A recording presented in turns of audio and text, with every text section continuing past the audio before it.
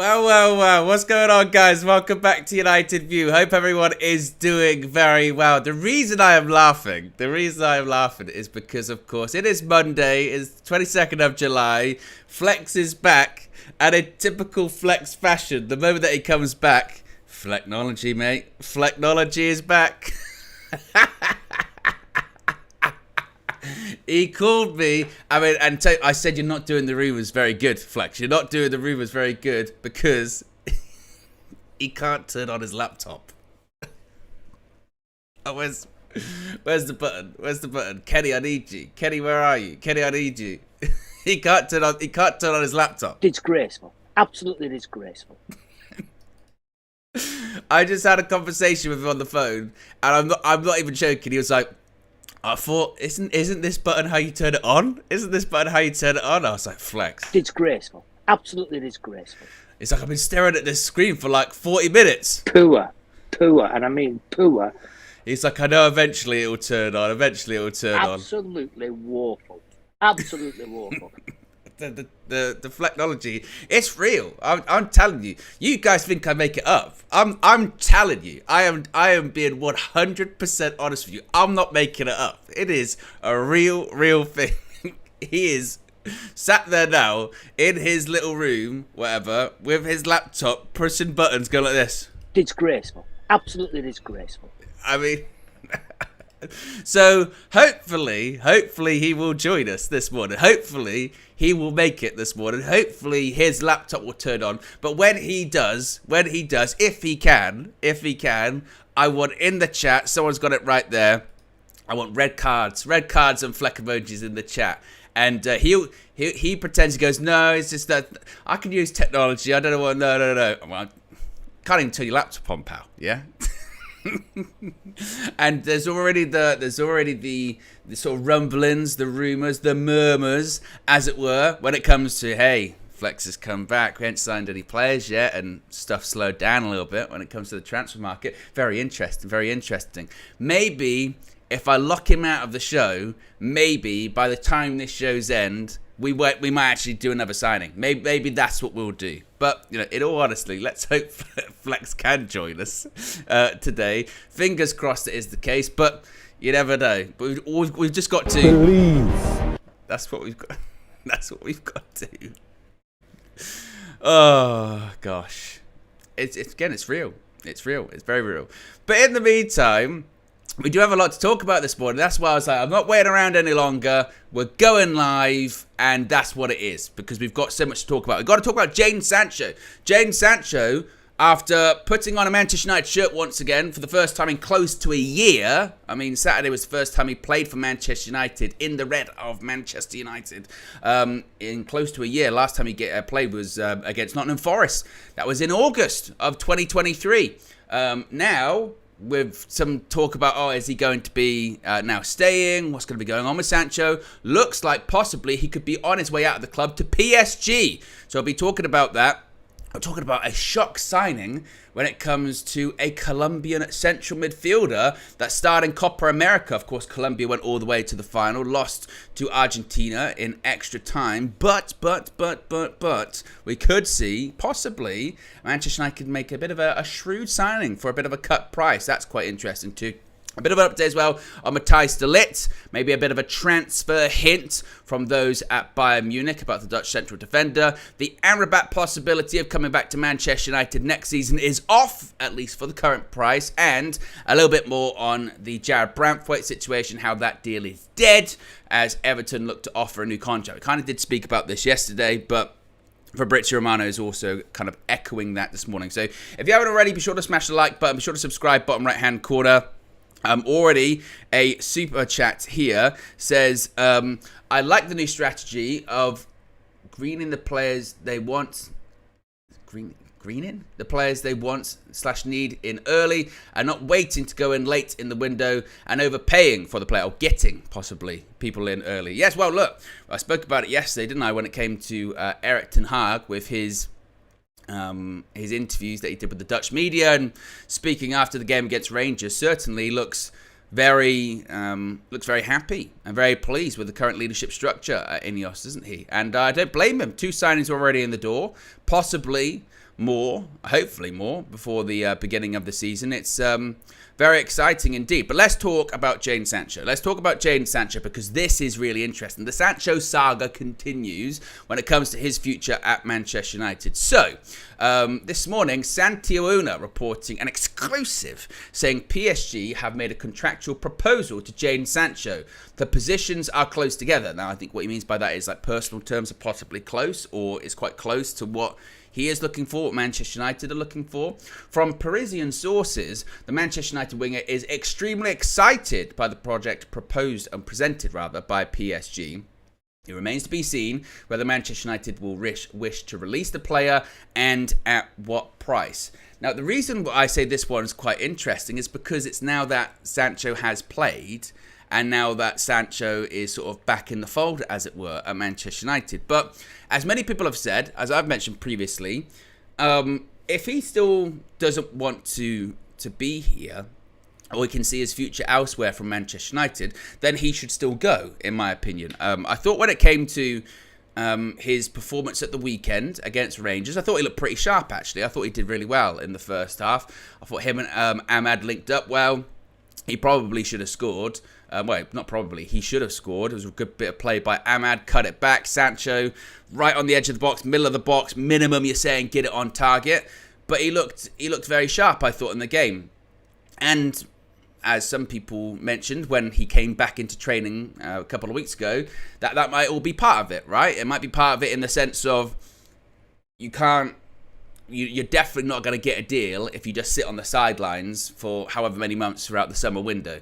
The best thing for you to do is to train with the team, is to participate in some pre-season friendlies, get sharp, get ready, and then you've kind of got two schools of thought, right? You've got the school of thought whereby you show everyone how good you are, you show everyone how ready you are, and then because of that, you can get yourself a deal, or you play for Manchester United. Now, I can confirm Flex has maybe done the impossible here and been able to turn on his laptop.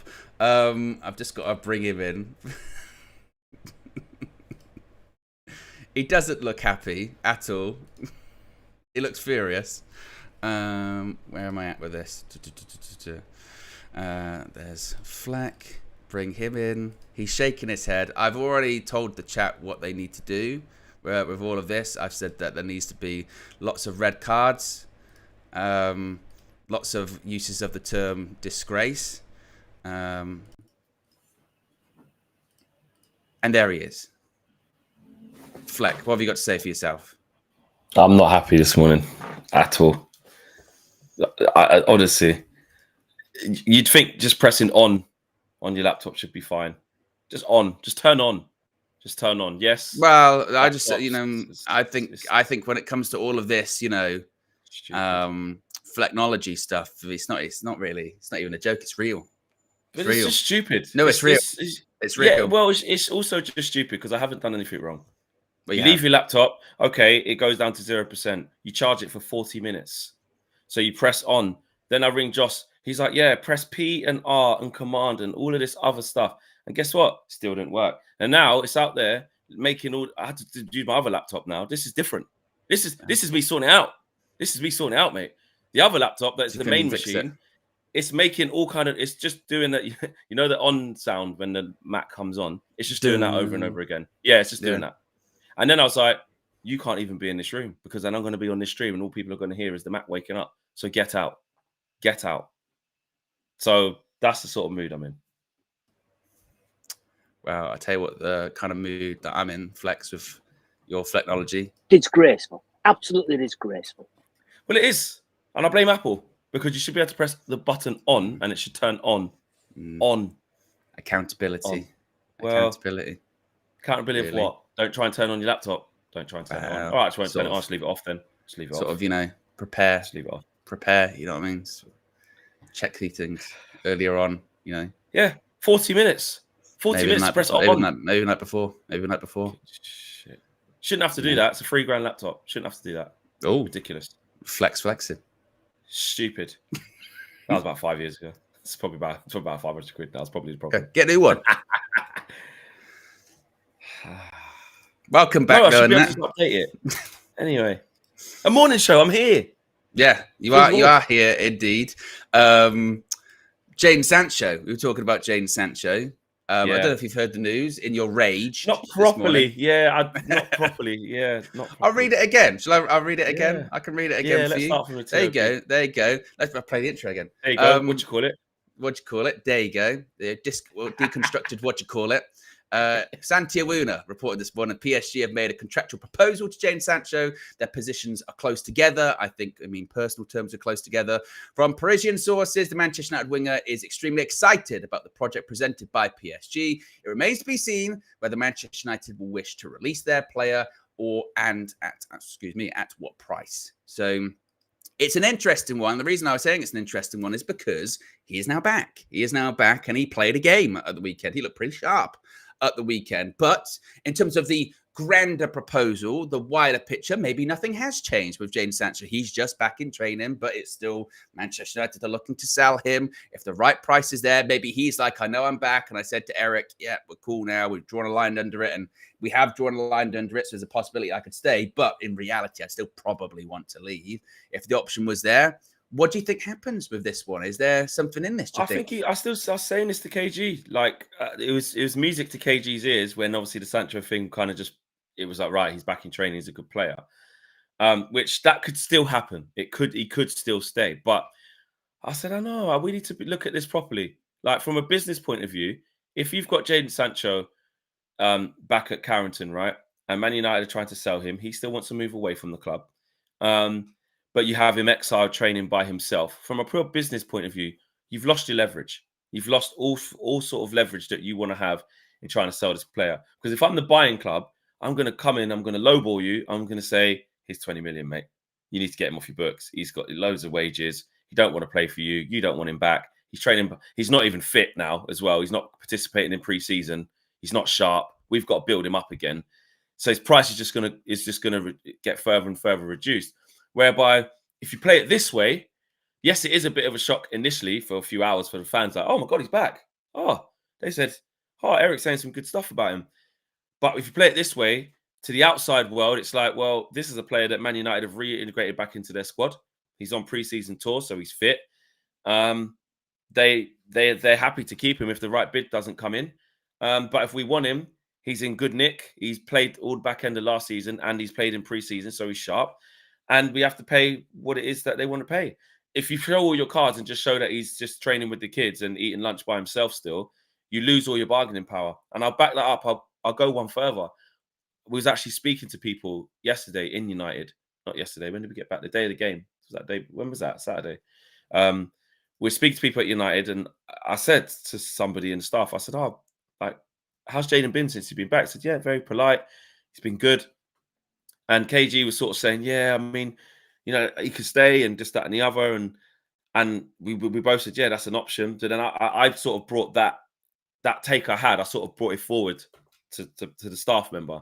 Sort of saying, well, I saw it as like, you know, keep the value high, show that everything's good. Because if you do want to sell him, and the staff member was like, exactly that. He said, we need to have some form of, you lose your bargaining power if we have him just exiled. So I'm led to believe, or I was told, I wasn't rebuffed anyway. I was sort of, that was in agreement within that conversation of like, actually, yes, this is all options are open, basically. All options are open, exactly. Doesn't mean he won't go PSG. I'm not surprised to see this. I'm not surprised to see something else.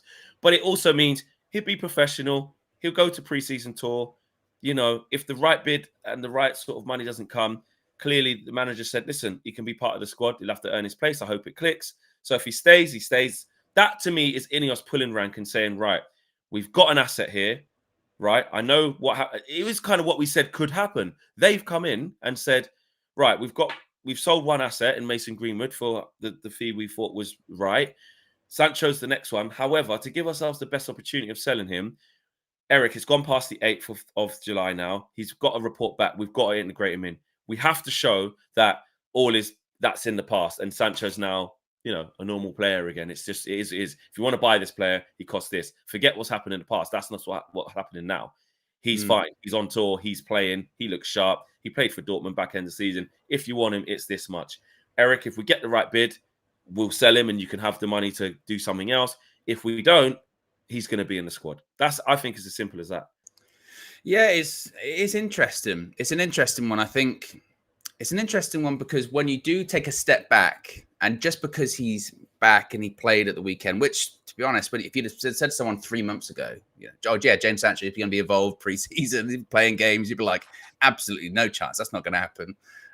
Because that happened, I mean, I think the idea had maybe crept into the minds that, oh, actually, he could stay. And if he does stay, what does that look like? And could he be an asset to us this season? And as I mentioned, Saturday, he looked pretty sharp. He looked pretty good.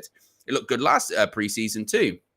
So you go, oh, okay, how does he kind of fit in? And part of the thought process, I suppose, was too, like, we had heard maybe Juventus might be interested, but Dortmund couldn't afford it. Juventus couldn't afford it. So there was another school of thought, which is, well, United have decided to bring him back and integrate him back in. And everyone's decided to sort of draw a line in the sand because no one was really that interested. So you had to kind of be like, wow, just got to get on with things then. Exactly. But at the same time, I mentioned this to KG. We did an episode of the Trinity, a live one, the day after it happened. And I mentioned that if he still is like, I still probably would want to leave the Manchester United, then he should leave. Then they should be the same. We'd all, prior to him returning, earmarked him as someone that was going to raise a lot of money for us this summer when it comes to the transfer window. Now, we've already made 2 signings. If he wants to go and PSG are interested, and PSG always have a lot of money anyway, but now, because of the Mbappe situation where they've got this huge ability to maneuver in the transfer market from an FFP situation because of the Mbappe absence, with the wages that he was on, etc., then Manchester United can charge 50 million for Jadon Sancho and see what happens. And it's not as if it's a Jadon Sancho hasn't played in that much time. He's actively in pre-season. He played on Saturday. So he's ready. He's ready to go. So I think if Manchester United play it right, they could get themselves a good deal. Sancho could go to a place, if he wants to go there, of course, that he could be happy and could be playing. And Manchester United can put that back into the transfer market once again and fund. I mean, maybe this involves in the Ugarte situation in the first place, right? We know that United are negotiating with PSG. We know United aren't going to pay, how much did they want? Was it 50-odd million euros, something like that for Ugarte? We know United aren't going to do that. There was a discussion about a loan with an option to buy. Maybe, I don't know, maybe there is a problem in that. Somehow, of course, some way. Jean-Claude Blanc, as KG always said, he's got very strong ties to PSG, so there's inroads there anyway. The dialogue's not very, loads of options, fractured or anything. So I think everything's on the table. There's loads of options. This one. Everything's on the table, and that's why I think it's fairly easy to see what's going on here. Like, as soon as it was that Sancho's, in training, the initial thing I was like, wow, I just didn't think I'd see that, and even like in the game when I was seeing him, like, I was like, I just didn't ever think I would ever see this. But it became, even before the game kicked off, after like a few days of me knowing he was in training, I was like, that doesn't mean he's definitely staying. It doesn't mean that. It doesn't. If anything, it just rang the alarm bell in my brain of, like I said, straight away, this is our saving face and making sure all options are open and we don't actually snooker ourselves into having just one decision. Because again, how Man United have run of old, again, how you perceived in the market, oh, let's get this player back who was a clear problem from last year, and now he's training by himself, but we want to sell him. You've just literally half the price of your asset by doing that. It was different because the season was on and the transfer window wasn't there yet, and you was waiting for it to get to January so he could go on loan. That's different. Now you actually want a permanent resolution to this. So you have to keep your asset as valuable as you could possibly make it. And I know these are human beings and stuff, but in business terms, in football, in the transfer market, he's a valuable asset to a team that wants him, who knows he's a good player, and to us who potentially want to sell him, and to him where he wants to leave. Yeah. But I think it's completely the right thing to do by saying, I tell you what, get back in. Eric, you must draw a line under this. We're not allowing you to say, I don't care, he's not in my training session because he didn't say so. No, he's now an asset and we're in control now. We shouldn't assume that Eric's hand was forced in it either. Because, he would have been encouraged to do it, and he did it as well. Yeah. Obviously, he didn't want to do that before. That was clear. He's like, unless he says sorry, he's not coming back. But clearly, Eric, like you said, has gone as well. Yeah, you know what? It's because it's a new start for Eric as well. Remember, we forget that. It's like, it's all like, what happened then is then. And one thing I definitely did take away from, and preseason tour hasn't even started yet, but the preseason game was at yesterday, the other day. the camp not only asking Onana in front of camera, like what it's like with the changes. I'm talking about players that we spoke to away from that, and like staff when we're like, what's it been like? How have the players been? It is so positive. Now, listen, I get it. It's pre-season. Everyone's happy. There's not been any hardships. The season hasn't started yet. I get that. But in terms of like what you will just talk about there, if Eric's saying, I'm just going to draw a line under that, let's just move on. Like you said, I'm not saying he was just put into a room and said, you must do this. But there was an agreement overall. Because again, the football side of it, Eric would understand that. Because he's understanding that there's better football people there. So if Dan Ashworth and co sit Eric down and say, right, Eric, we understand this is what happened. We do want to move Sancho on. Jadon probably wants to go. But in order to get the best deal so we can actually use that resource to put it back into the squad, we need to frame it like this. He needs to be back in the squad. He needs to be on pre-season tour. It needs to be as everything is as you want. And then if the money doesn't come in, we're not going to be bullied, Eric, because we're changing the way we do things. He will have to be in the squad until further notice. And we've told Jadon that. He understands that. And that's it. Yeah. Last season. So we'll see what happens with that one. I mean, Sancho is a strange one when it comes to him because sometimes he's bang on the money. Sometimes he's quite far of the mark. So we'll see. But it's an interesting development because it did kind of feel like for the last maybe week or so that everything with Sancho had kind of just stopped and slowed down, and maybe he was going to be staying. Maybe now there might be interested parties. Maybe it's everything's playing as any else, thought it was going to play out kind of thing. We'll get him back and we'll get some offers in. That's what will happen. So we shall see. Indeed. Super chats, Fleck. Have you got them up in front of you? Of course I do, mate. Of course I do. Where did you get to? I only did the first one. First one. Okay, so Aminor says, I was going to forgive you because I thought you were in the US. No, in the UK, mate. In the UK. But we'll be in the US. Although I will say, by the way, International says... when you switch to reading out the super chats, your things can move kind of mad. It's kind of madness. No. Yeah. Oh, yeah. Actually, I need to remember. I can't do this. No, let me turn it off. I remember what you said before. Now I'm on the other machine. Remember, I don't have the power. Yeah. I don't have the power, mate. It has to be on one screen. You can't do all the power. Yeah, let's not do that. Let's just keep it on one thing. Yeah. Not in the US yet. International says, who do you think are the three front? Who do you think are the three front starting players? That's a weird one. For the season, I mean, it's knowing that bloody, Xerxes isn't going to be part of all of pre-season. It's not going to be him at the start. Rasmus is going to come back. I think it'll be. He might be on tour, Rasmus. Rasmus will be, yeah. Yeah. I think it'll be Rasmus. It'll be Rashford, Rasmus, Ahmad will start the season, I think. Oh, they'll definitely start. Coming back really late as well, so they'll start the season. I'd probably agree with that one. One. But as far as once everyone's back, I think everything's up for grabs. To be honest, that's where it should be. Yeah, absolutely. Apart from a couple of key ones where they definitely are, we don't know yet, and that's part of the excitement, but also part of the reality of players coming back late. A lot of teams got to deal with this. So Ryan says, guys, just let go of Sancho negativity. Jeez. Well, it's not negativity. I think, do you mean people in the chat who was doing it? I mean, because we wasn't. I think we were just discussing. I said he played well on the weekend. It is. Yeah. He looked sharp. Yeah. And by the way, if Sancho does stay, you're talking about that front three to start the season, he'd be absolutely in there. Particularly at the moment, Rashford had a bit of a knock. He didn't travel. If that knock carries into tour and Sancho stays, he could absolutely start the season. And he'd be right to, by the way, as well, because he'd have played the most games. He'd be the most sharp. Again, he looked sharp at the weekend.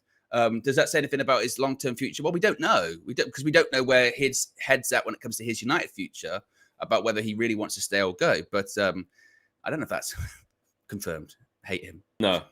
No, definitely. So you're saying. Yeah. Exactly. And Jadon says, hi, guys. Is the interest in Zubimendi legit?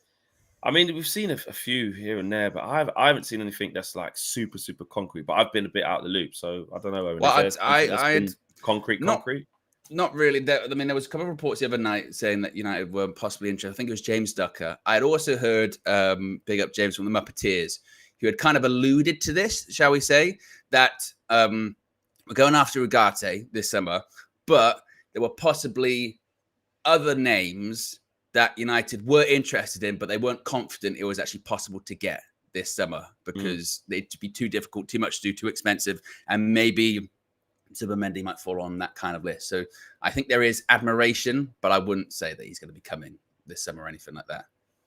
Yeah. No, I think even if we haven't heard anything concrete, where we are at with everything is that everything's open, really, isn't it? Though anything can change. Like, yeah, I know we'll talk about De Ligt later, but I've kind of just thought this De Ligt thing would have just been done ages ago. But it's like it's a bit interesting now. We've got Lenny Euro, and the midfield thing could be Ugarte all along, and all of a sudden, who the guy we're about to talk about could be that. You just don't know that. Ineos are just on it, innit? So yeah, everything's out there in the open. Ahmed says, I heard we are looking at Kadioglu for left back. Ain't that the guy from who played for Turkey? Turkey there was some yeah. reports coming out of Turkey right towards the end of the Euros that we were interested. Of course, was very impressive at the Euros. Can play both left and right back, which might be a situation that United have to look at considering beginning of the season. Don't have a lot of fullbacks available because they're coming back from the Euros, etc. Could possibly sell Wan-Bissaka too, so you might need that multifunctional option. So I'd say watch that one. Yeah. Watch this space. Right. Let's get on to next story. This is an interesting one, Flex. This kind of came out of nowhere yesterday. Richard Rios, I hope I'm saying this correctly, reports from Brazil last night are suggesting that Manchester United are preparing an offer of around £17 million for Palmeiras midfielder Richard Rios. United have already made contact to signal they will make a bid. Now, I think quite a few people will be like, who is this? Yeah. Well, if you're watching the Copa America, you wouldn't be saying who because he played pretty much every game for Colombia through the Copa America, and he was a starter. I mean, played 90 minutes in the first game, played a half in the second game, 76 minutes in the third, quarterfinal, played the full 90, semi-final, played 60 minutes, final, played close to 90 minutes too. So he was a staple throughout the Colombian team. He's 24 years old, born in 2000. That's my research that I've done this morning, Flex. I can't say much more. We probably need who's some YouTube clips. Who's the South American football expert? Tim Vickery. Vickery. Yeah, we'll need him. I am sure if you go onto Sky Sports now, probably he might be on there or something like that. Always with his microphone that holds like this, going like this. Yeah. What a guy. Brilliant. He really properly knows. And like someone when they talk and you can tell like they really just enjoy football. They really like what they do. I really like listening to him. Real football man. Now, obviously, when it comes to this, again, I can't say nothing about the player or anything like that. But do you think, or does it worry you, shall we say, that you have a player like this that has, plays a big part in a team that does very well in an international tournament, then suddenly a big club puts a bid in? It's kind of no coincidence, you would think, with that. Does that concern you? Or do you like it because you go, I tell you what, 17 million from the Brazilian league, Colombian international, 24 years old, fits into the, profile, sort of central midfielder, defensive midfielder too. So I'd assume it's in the Ugarte-esque mold of player that United are looking for. Yeah, but less money. Is there something that excites you about that? Yeah, I'm 6 to 1, half a dozen on that one. I'm not going to go all in and say, yes, this is it, because again, I've never seen him play. I haven't watched any of the Copa America. It was on way too early for me. I just wasn't able to watch any of the games. Some of the players we hear about, so Ugarte and even him, I had a little look at in some of the clips, as you do, because clips can show you. You can't go by it and say, "Wow, that's whatever the guy you want." we need." They can show you whatever you want. They can show you what you want, but you can see if someone's got a bit. You can see if they're quick or they can drive through midfield. Or he looks very active in terms of following suit of like Ugarte. Like it can just get about, just a basic trait of like they can get about. I saw that from him instantly. I saw that he's quick and he can get about midfield. That's all I saw. I'm not going to be like, I saw him drop the shoulder a couple of turns and tips a couple man up, but I'm not interested in that. Like just the mobility factor, because that is with your eyes. You can see that and you go, right, he clearly can move. But I've been there. I was at, like I said, I keep going back to the Amrabat thing. I saw Amrabat in person with my own eyes in the stadiums. And I went, it has to be him. Who is this guy? He's sick. I said, I did it. So I'm not getting involved in any of that. That's why even the Lenny Yoro one, obviously now we've seen him have his debut and we're happy and we're excited.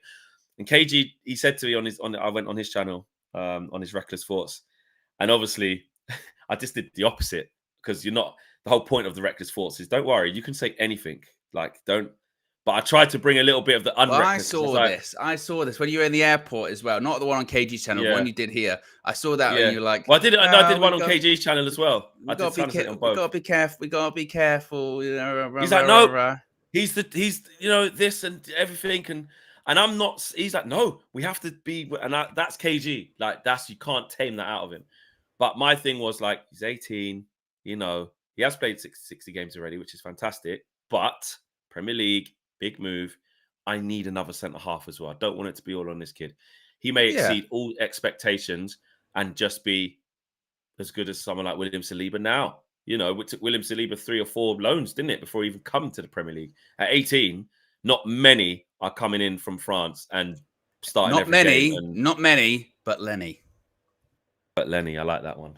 Have you got the button? Have you got it? Well, I don't really have any kind of full stop things like KG does. I need to have more. I need to have some recently. You do I don't really have a lot of positive stuff. No, but you need to put them. You need that. Oh, you do. I got that. That was when you dropped that. That's when you should have pressed. Yeah, not many, but Lenny. But Lenny. There you go. That was good. Yeah. But do you get what I mean? Like, so with this guy Rios, I'm not trying to do the whole. He'll be the savior. Look how good he was in the Copa America. I'm not trying to do that. But profile-wise, price-wise, if they try and get him, then it means that the scouts are doing their job and we have to just trust it in it. But he's not one that I would. Do you trust at this point? I'm just open to it. I said, do you know what KG reminded me? Because throughout the whole Lenny Euro thing, I didn't sit and think. That's exactly what I asked for. I said, I need the next young Varane out of France who's just quick and can play a bit, and that's what go and find the value in that. Now, don't get me wrong, it's probably a little bit more. You know, I was thinking more Todibo, 40 million, or where's the guy for 25, 30 out of the French league, etc. It's a little bit more than that, but still got better. Apparently. Got better. You know what I mean? Don't know. Apparently. Speak your chest out, Flex. Come on. Well, I don't want to. I want Lenny to cut. I don't want to put too much on him. We're not hyping him. I'd say overhyping him or anything like that. I don't know if he's better than Todibo. I don't know.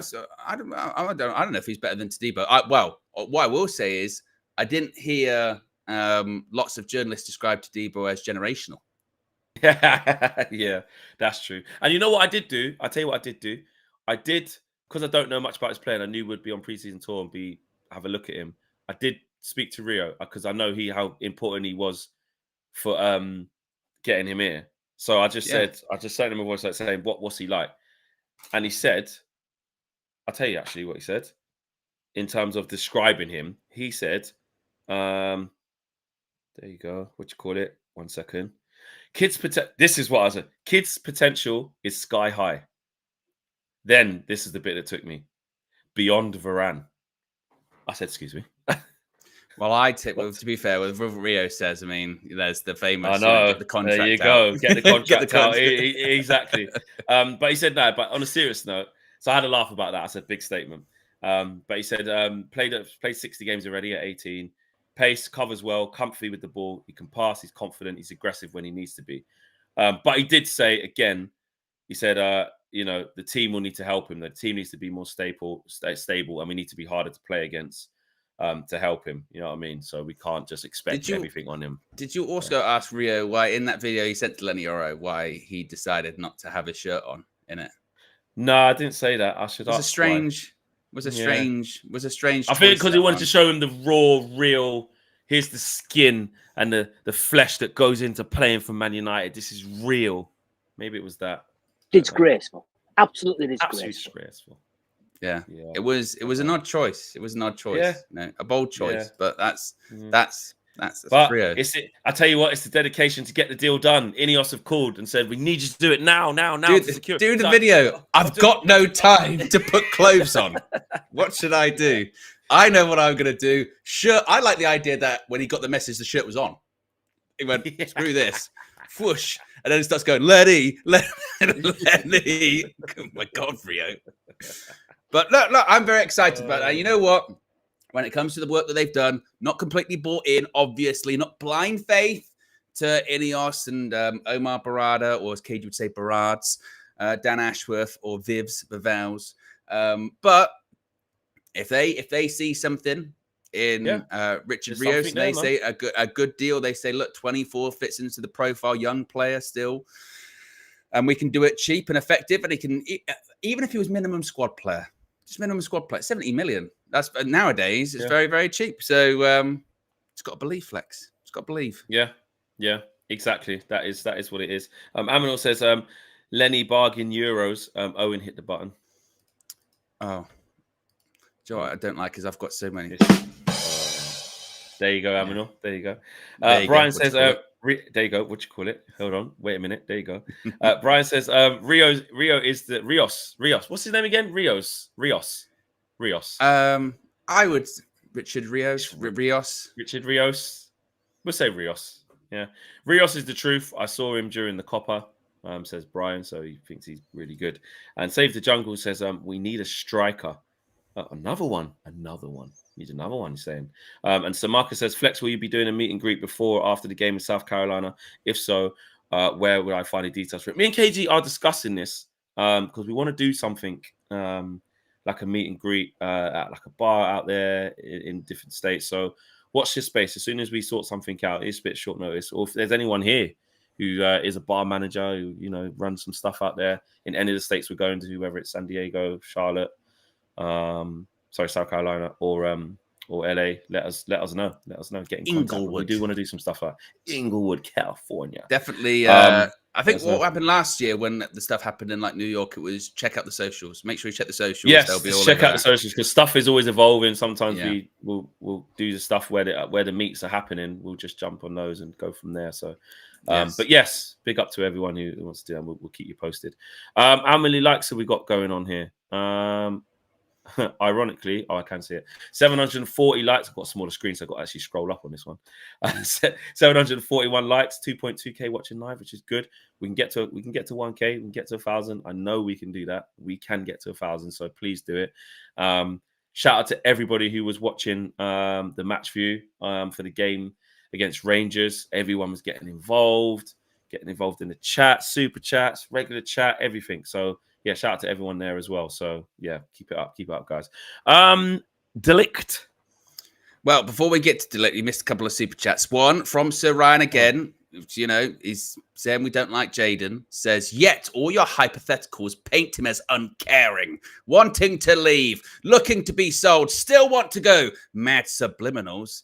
I would suggest, Sir Ryan, that might be a you thing, that you're looking into patterns that do not exist because, as we mentioned, there's a real good possibility Jadon Sancho stays. I mentioned about him starting the first game of the season.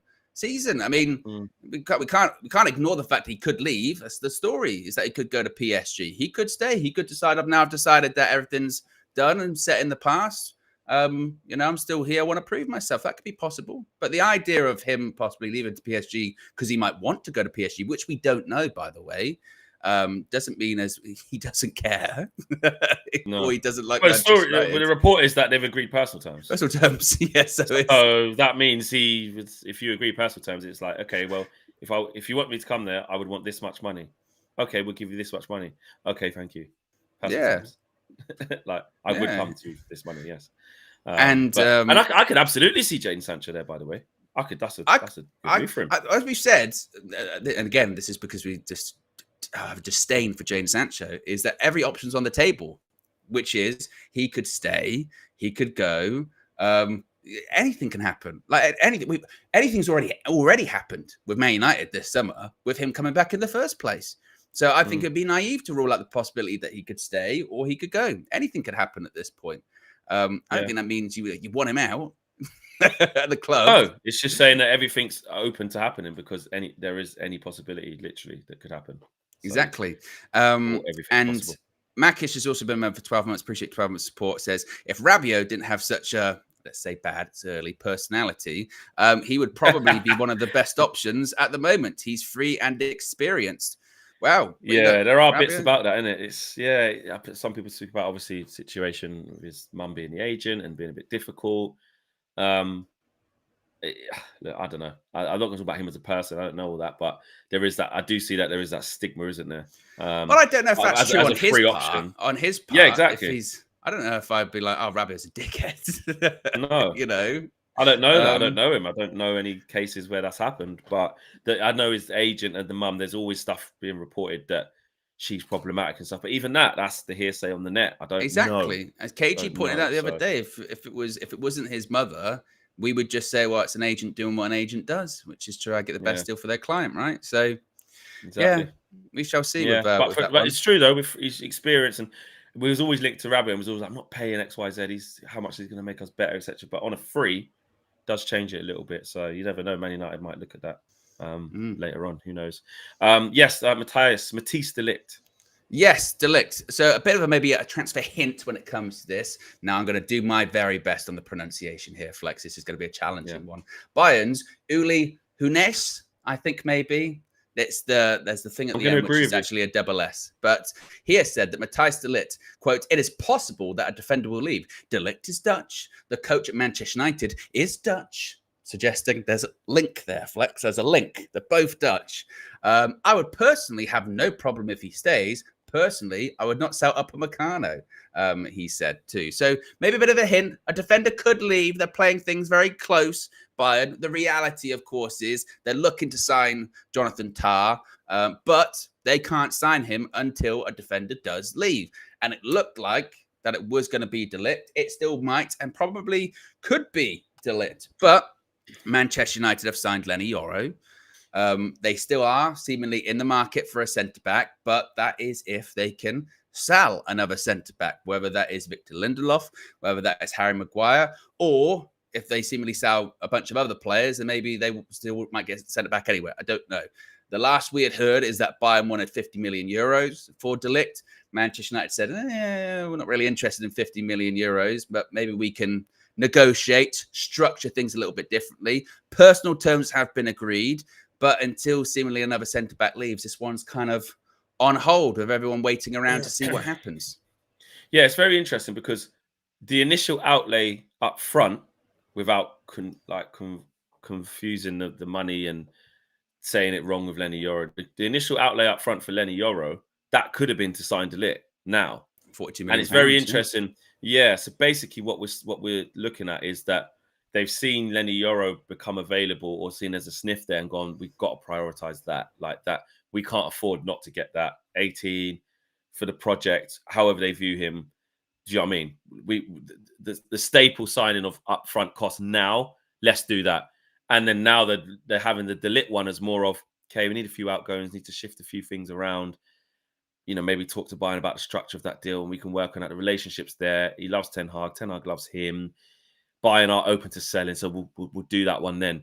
I think they saw the Euro one as the Real Madrid thing. Right. Well, I think that was the top target. And then they went I think that was the top target. That was the top one that they really wanted. Which it didn't really seem like that at the start. If it was at the beginning of the Lenny Yoro thing, even being a thing, it was United are there and Liverpool are there, but the understanding is he's going to strike a deal. Due diligence. Due diligence. Yeah. Try and get everything ready, and then you never know where it can go. And that was the first. And then as fans, we were like, obviously.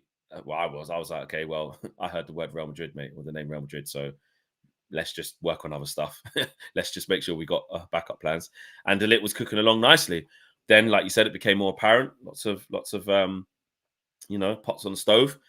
And the Euro thing happened. So this de Ligt thing, I just feel, I think we're going to have to wait for some form of outgoings, wherever that is in the squad. It might be in midfield.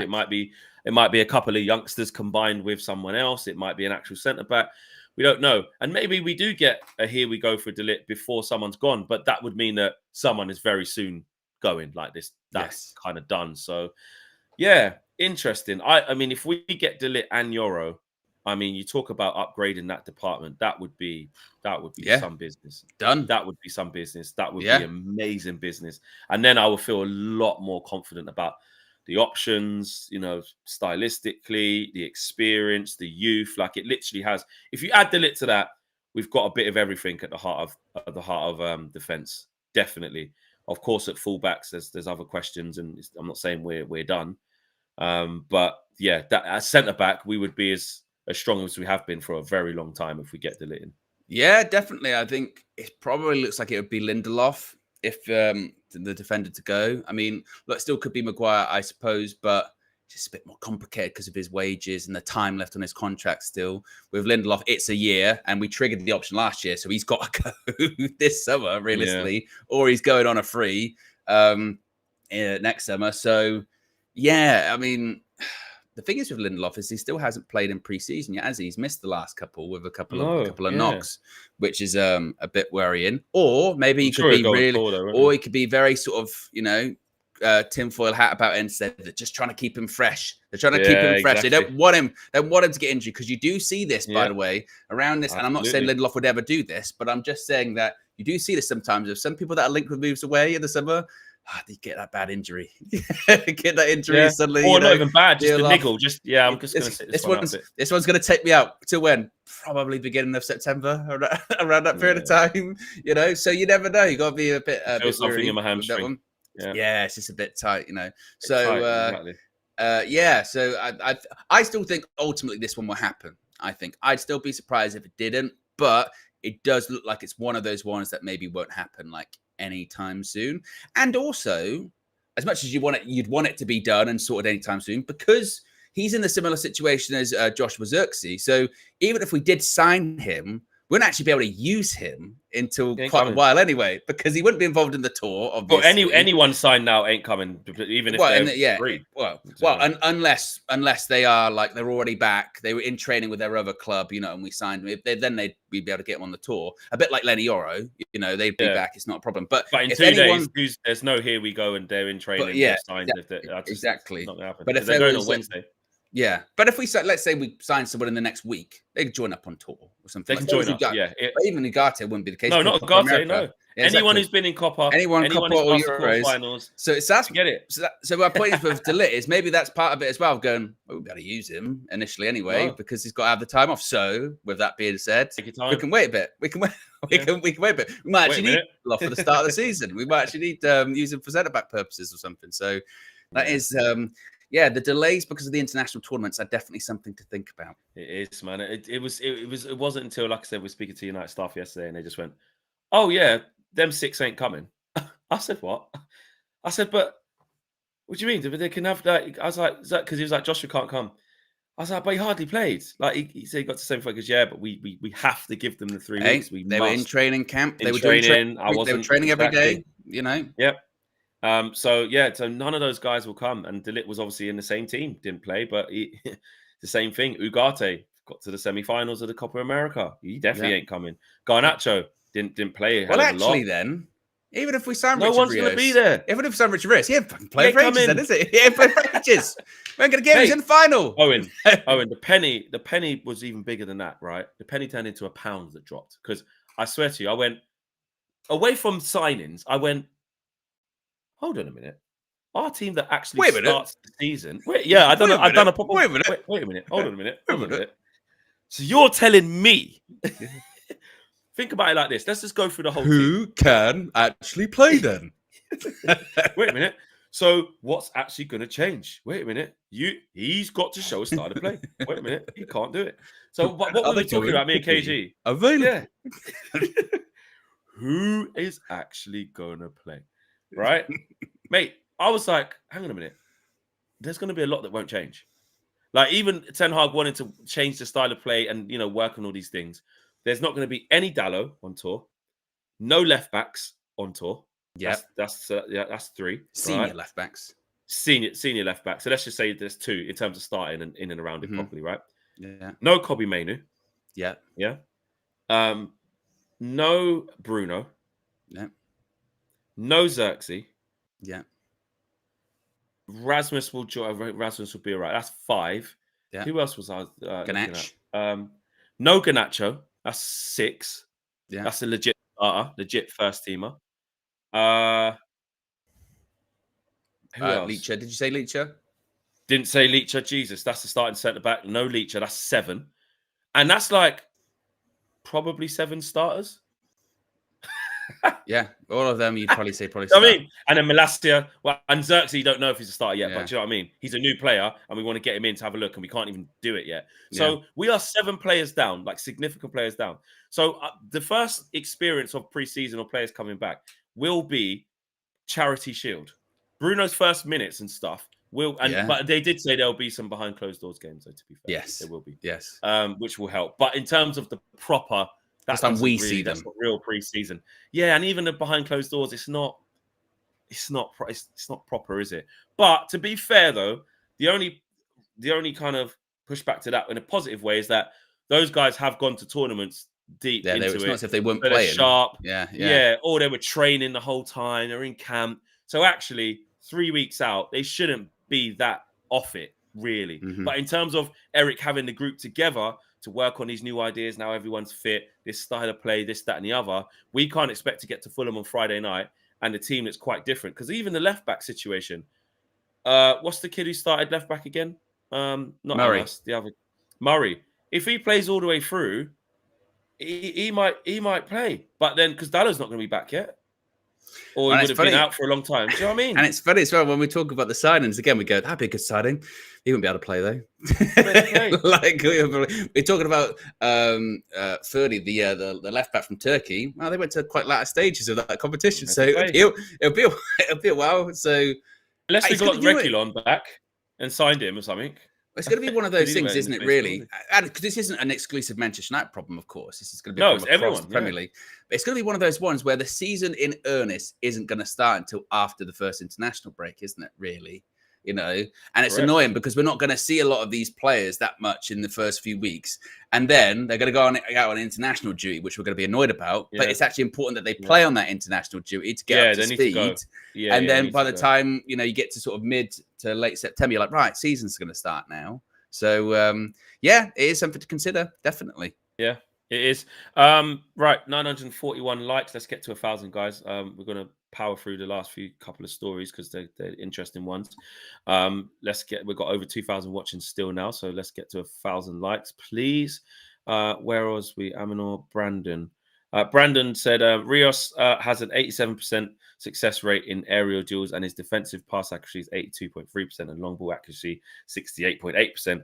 Rios aligns well with the Premier League based on numbers. He is a transition central defensive midfielder. Okay, there's the game by numbers from Brandon. Ahmed says, give the people what they want. Hashtag Owen on tour. Hashtag free Owen.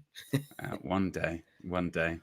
Every time I travel, infrequently, I've traveled with. I'm just the worst traveller. I can't imagine. Oh, I can't do this. Oh, it's too hot. Oh, the plane. Yeah. Oh, this. I can imagine. So we're working on it. Yeah. Michael says, "Big up Fleck and Owen. We need another Star Wars quiz video." Guys, please. Yeah. LOL. How many more? I don't know if we need one of them. How many more signings do you think we will make this window? So we've got 2 already. I'm going to say another 3. I was going to say 3. Yeah, I think 3. Yeah. I think defender, midfielder, and maybe a fullback are my 3. Yeah, I think so. International says Garnacho and Rasmus game time under serious threat. Well, if you look at it this way, Ahmad coming to the forefront. Rashi's going to have the left-hand side. I know we say, Garnacho deserves it and he's been playing well and stuff like that, but the season will start with Rashford, especially because he's actually here as well. And if Ahmad will start the season on the right again because he's here. So I see that with Garnacho in terms of, okay. But again, we shouldn't get wrapped up in this, now Garnacho's not going to start every single game like he had to last year. Good. He shouldn't have started every game last year. And the same with Rasmus as well. My God. It wasn't until we saw him get a little bit of a rest against Brighton and Newcastle, comes off the bench and scores in both, didn't he? Or was it just against Brighton? No, he did score against Newcastle as well, didn't he? Did he score in both? Rasmus? Yeah, the right against foot Brighton. One. Did he not score against Newcastle as well? Off the bench. Yeah. I'm sure he did. Let's have a look. Wait a minute. Someone just put it in the chat. Was he it did. 3-2? It was 3-2, wasn't it? Yeah, he scored on his right. I'm sure he is. Yes, he did. He's got the winner. Yeah. There you go. And the one against Brighton off the bench was good as well. But anyway, and again, Xerxes coming in. Yes, let the load be shared between 2 young strikers who can bounce off each other and offer us different things. Good. Right. Amrabat deal off. Yes, Amrabat. Yes, Fabrizio Romano saying that Manchester United have informed Fiorentina that they will not trigger the €20 million buy option clause for Sofian Amrabat. Manchester United remain interested in Amrabat and willing to discuss different conditions, as Erik ten Hag likes him, but there is interest also from other clubs. Right decision, Flex? I think it is. I think obviously the type of profile of player we want to get, obviously Amrabat, heart on his sleeve, done a fantastic job coming in towards the back end of the season. And actually, when we were in our shittest moments, it would have been nice to have had him in there a bit more. But that was on Eric, isn't it? He decided. Played in the FA Cup final, didn't he? Exactly. Playing the FA Cup final was instrumental in helping us do that. Really dogged. Good person to have in your squad. I don't doubt that at all. I'm not against that. I like the fact that we're saying, right, we're not going to play 20 million. We're happy to look at something else. Can we get that fee less? Maybe another loan. And let's look at it. Because again, I don't mind them still being interested. I like the second bit. We're still interested in getting him, but we're not just going to just trigger that. Like, we're tight for budget. We're trying to share this money around, and we've got other targets like this. So, like the real partner next to Kobe for game in, game out, who's starting, that's what we have to get. We can't afford to be just throwing away 20 million euros at the moment on Amrabat. So I don't mind that. I like the fact that they're taking their time, exploring other options, and not just, well, that was agreed before we got here, mate. We're not doing that. This is a new situation. Can we sit down and work out, can we do another loan? Can we do installments of, can we drop it down to 15 million or whatever? Do you know what I mean? Something more within our ballpark. And if we can't, we can't. If we can't, we can't, Yeah. But definitely, there's no slight on Amrabat. I think he's a good professional, can offer some good traits that you need in your squad. But in terms of starting and having a more influential role, it shouldn't be Amrabat. We need to get that player who it is. It's unfortunate because we never had that run, you know what I mean, of him in the team where you go, right, I can see it now, or I can't see it now, because it was either left back for ages, and we definitely know Amrabat don't play left back. And then, like you said, towards the end of the season, when he was playing midfield against the likes of, he played against Arsenal, didn't he? And Arsenal, and Newcastle, and Brighton, and then obviously in the final, it was good. It was good. It was great, but it was good. FA Cup final did really, really well. You sort of went, well, if I'd seen that for maybe 10 more games or something like that, we'd had a real good indication of what role he can offer. I wouldn't be opposed to another loan, but I'm not sure, would that really do us any good? Would we get those answers if he came in as a loan as a squad player? I don't know, but certainly not 20 million euros. Definitely no. Not, but definitely. But after we sign another midfielder, that might be all we can afford to bolster the squad as well. So we might go big on Ugarte or whoever the midfielder is.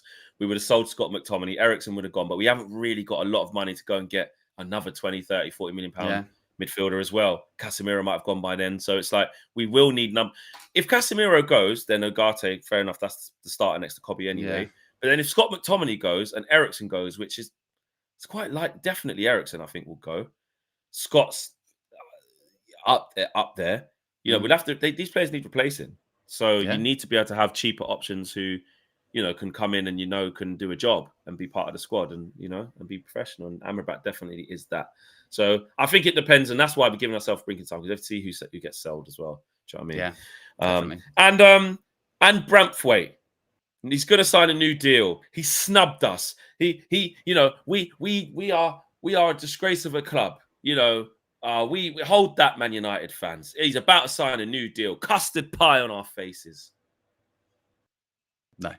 When it comes to Jared Braithwaite, as Fabrizio Romano is saying, Everton are preparing a new contract proposal for Jared Braithwaite after Everton rejected 2 proposals from Manchester United. The club are determined to keep Braithwaite unless huge bid arrives, but Manchester United have no intention, as they should, to pay 75 to 80 million pounds. New deal proposal to be sent this summer, which, to be honest, I don't think really changes all that much. The deal was off. The deal was off when Everton rejected that last bid, and they were like, it's 70 million or nothing. And then the really weird thing when they went, it was honestly said, new proposals are not welcome unless they're the asking price. You go, so they kind of are then. They are welcome. Yeah, exactly. If you're going to overcharge, fine. And then this is when, we mentioned it, where Ineos just go, all right then, cool.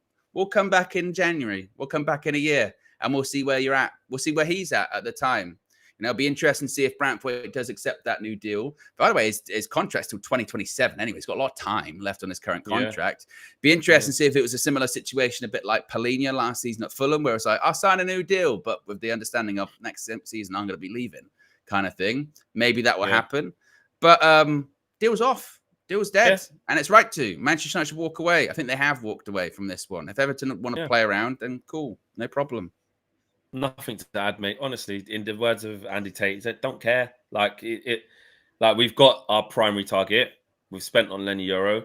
It's more Everton fans that seem to be more pissed off that they're really trying to force it. And then it got a bit silly. Of like, I saw some like silly accounts, and then they'll say the Man United thing, and I'll check their tweets after. It says, "Oh, it's so easy to rattle the Man United fan." Then it's just full of fans who are just doing it for effect, who don't even do it. But it started off with, "Oh yeah, you said you don't want to pay this, but you paid this for him." We paid less, mate.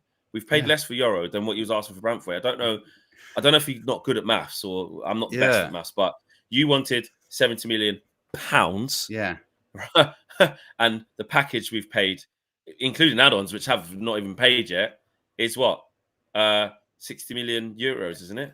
No, it's total like package. Was it I think 70 million I think total package for Lenny Euro in pounds is probably like what, 60, maybe, right? Something and like that. That's with add-ons that aren't even paid yet. Are up front. So you wanted 60. You wanted £70 million now. So my maths isn't maybe the greatest, but that is less than what you were asking for. So you're mad at us because we didn't spend more on your guy who you want to keep. Just go away, work on your owners. Work on your new stadium. Make sure you stay in the league so you don't get the new stadium and be in the championship. And do what you need to do. Leave us alone. We don't care about Brantford at this precise moment. If we go back in for him and we try and get him for lower, then but we won't be buying him for that. So just move on. We don't care. Yeah, exactly. Simple. It's very. They care way more than we do for some reason. About it. It's like the Newcastle thing all over again of them bringing up. Wow, you wanted to charge money for Jesse Lingard 3 years ago for a loan, and you're like, are you? Yeah, you didn't get. I think you're probably glad of that now. Are you not? Exactly. Are you not? Absolutely. And that Dan Ashworth thing was funny in the end because we only paid like, was it 3 or 4 million? Close to 20 though, wasn't it? It's stupid. Yeah, exactly. Oh yeah. Just get out of here, man. Anyway, there's your show, guys. I made it in the end. Big up to you guys. Smash the like on the video. We got over 1,000 on the way out as well, which is fantastic. Well done to everybody watching. Big shout out to Owen holding down the fort on the morning shows as well. KG been getting involved and everybody else has been getting involved. Big up to everyone involved. And now it is full steam ahead. We are picking up pace. Of course, with the transfers, you guys know what's going on, but with the tour content, you got a snippet. So much great comments, people saying, "Oh, I love these." It's when United View goes on tour, you know what we're on. Me, KG, and Josh, right? Whether it's doing things that are out of the ordinary, funny stuff, being ourselves, bringing that entertainment element, plus having a laugh with the players, because that is the time. Yes, I hold my hands up. I've been in the season, like I'll rip it up and stuff like that. I've said this. But being in the camp, I can see it's all positive. It really is. I'm not going to go there with my negative ass self. I'd rather keep myself at home. It's not my personality.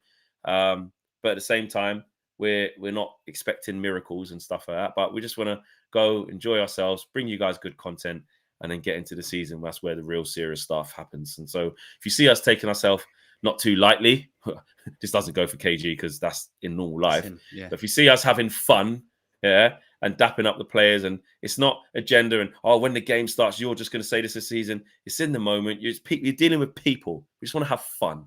That's what we will do. That's what I've been saying it for weeks. And we support our team. I've been saying it for weeks. If you haven't subscribed, now's the time to do it. Make sure you click the notification bells because obviously it's across several different time zones. Just upload times get crazy. But as Flex mentioned, you're going to have all of the preseason content, whether that's obviously player interviews, whether that's fan interviews, whether that's crashing the stadium, whether that's preseason vlogs. Of course, you're going to have all the transfer stuff that happens here. On top of that, you're going to have all the match views at crazy times in the morning. The Asylum is going to be decked out in red, white, and blue, stars and stripes. It's going to be a lot of fun. Preseason, it's one of the best times of the year. It's always really fun. Is. Yes. Exactly. It's about fun. And we've got so many youngsters on tour, guys, because a lot of senior guys aren't there. How good is that for them? Do you know what I mean? How good is that for them? So, absolutely. Yes. Anyway, guys, right. We'll see you on the next show. If there's any breaking news, we will bring it to you. But until then, we'll see you very, very soon. Take care. Peace.